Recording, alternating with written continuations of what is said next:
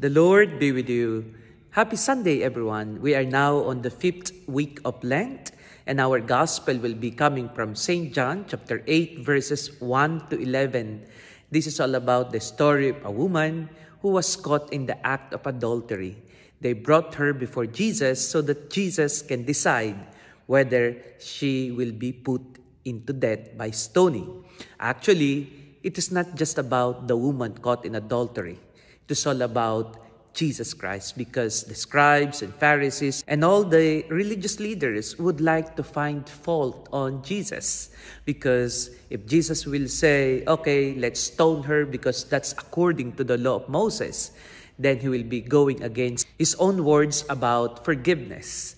And if he would say that we should not stone her, then he will be going against the law of Moses. Then people will have to say, why listen to someone who will not even stand for the law of Moses? Damn if you do, damn if you don't. Have you ever been in that situation? When you are at the spotlight, when you will be accused of things. So in the story, there were two people being put at the spotlight to be judged. The woman who actually sinned, and Jesus who did nothing. Now, who will be the best judge of this? Then Jesus didn't immediately react. He was silent. In fact, he bent on the ground and he was writing something.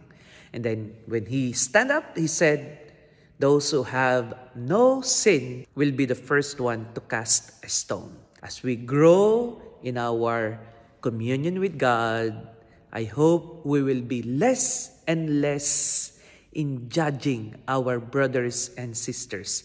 Let us be less and less in thinking ill of others. And let us be more kind, more compassionate, and let us always look at ourselves before we judge others.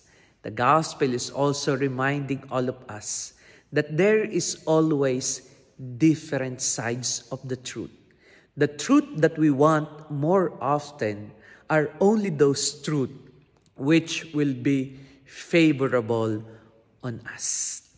The only truth that we want to accept are the truth that will put others in the bad light, while we will be appearing good before everyone.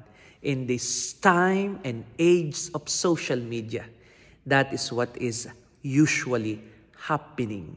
We have our own version of truth, the subjective truth that is totally independent of the objective and the real truth.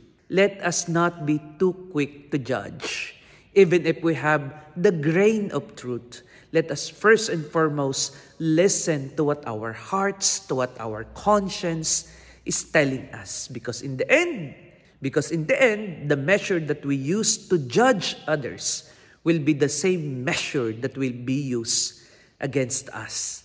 And only God is the sole judge who will decide who is truly good or not. What we only see are the externals, but only God can see the deepest parts of our hearts. Be slow to judge, and we will not be judged. And let God be the sole judge of our soul. God bless you.